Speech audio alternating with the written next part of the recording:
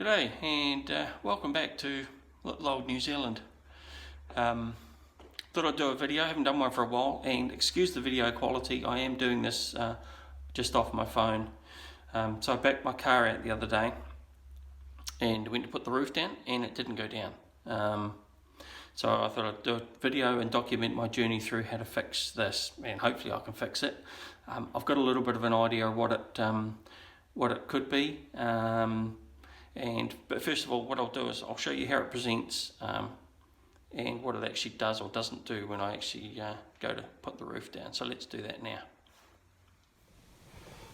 Okay, so ready to go. So I'll cycle the switch there to open the roof. And you see the windows go down, they all work fine. Sunroof starts opening and then stops at that point.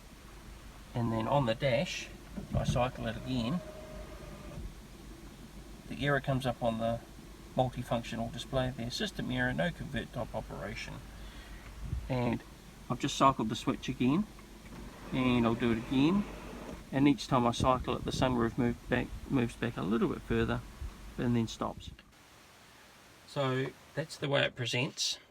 So one of the key things there is when you operate the roof, I can't hear the electric motor that drives the roof pump kick in, and it should do. So that's what I'm going to look at first and target, and that's what I believe it is. I think it's the failure of my little electric roof motor. And those that don't know the history, when I first brought this car a few months back, I had a roof fault with it, and that's what kicked off these series of videos. And I determined that it was the wee electric motor, and I pulled it out of the car and tested it on the bench, and it didn't work. And again, there's a series of videos around that, how do you test the motor, etc. And I brought a second-hand one in from the States, but while I was waiting for it to arrive, I managed to get my original one working, so I popped it back in the car, and it's been working fine for some months. So that's why this time round I sort of this is why I'm starting here. So that's what I believe it is again. I'm in the lucky sort of place that I've got a spare one here. So first of all, I'm going to check the fuse. Secondly, I'm going to then swap the electric motor out for my spare, and hopefully, fingers crossed, that fixes the issue. So remove the fuse cover. Yeah. Sorry, I'm trying to do this with one hand holding my phone. So that's the fuse there for it, and I can see straight away that that's blown. 40 amp fuse, and that's blown. Depending on where you buy the fuse, they're not that cheap really.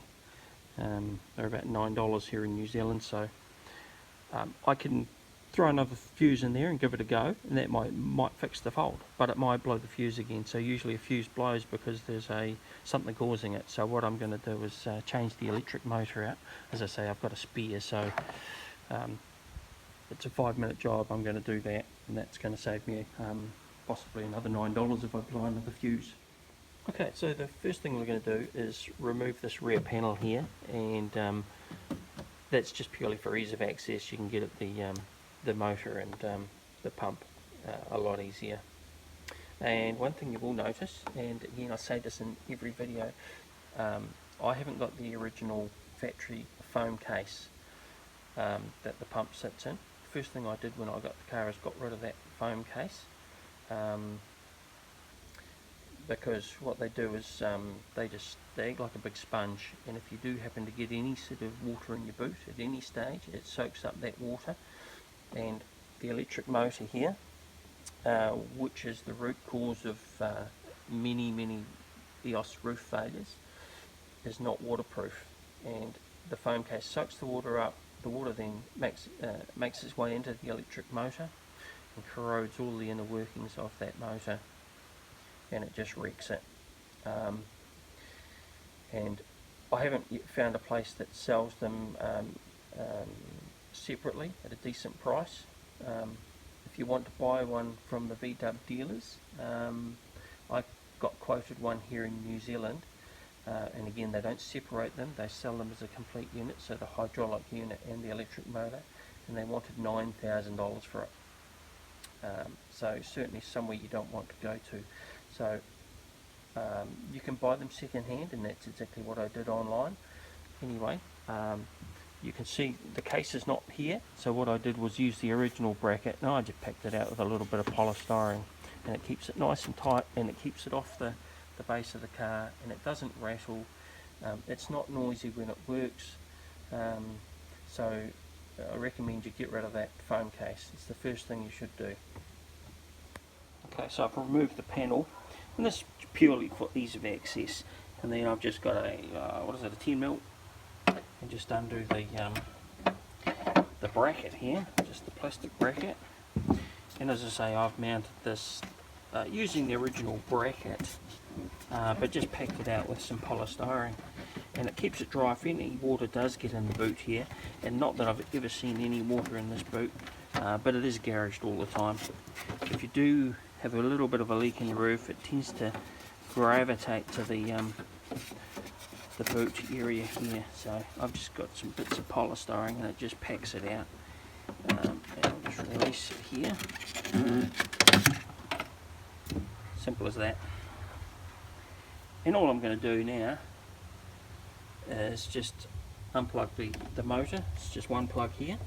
Unplug it, and I'll undo the bolts holding the electric motor in, and swap the motor out. Okay, so here we are with my spare pump, and this is got one hand.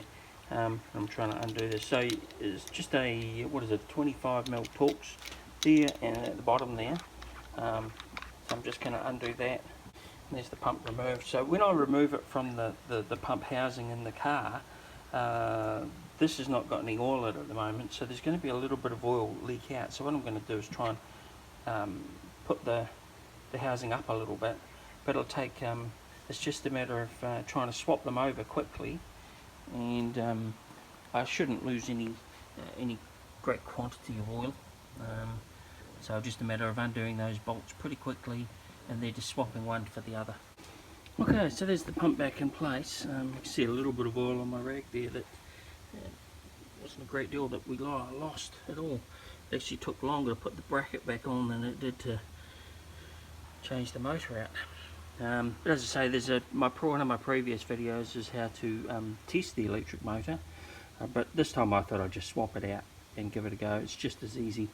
I'll test the electric motor on the faulty one shortly, but the ultimate test is whether this is going to fix it, of course, for this one, and we'll give this a go shortly. I'll just put this back moulding back on, and we'll give it a test. I've just tested the old motor, so this one here's the old one I've taken out, by connecting it directly to 12 volts, and it didn't work. In fact, it blew a fuse straight away, and when I try and turn the motor, it's all seized up. So that would have been the problem. So here we are, everything's back together. So what we've done is we've replaced the fuse that was blown, and of course the cause of that fuse blowing, I believe, was the electric motor that drives the roof pump. So this is my original one out of the car, and again I had a spare. I was lucky enough to have a spare that I've just swapped out. So that's what I've done in this case. So it's just a matter of undoing two bolts and swapping the pump over and putting that back in. So the proof's going to be in the pudding and testing right now, so let's do that now. I'm having to do this in the garage because it's a bit of a shitty old day here, a bit drizzly, so fingers crossed this will work. So here goes. The windows go down, sunroof's opening, and already I can hear the pump working in the back and the roof starting to swing up, so good result.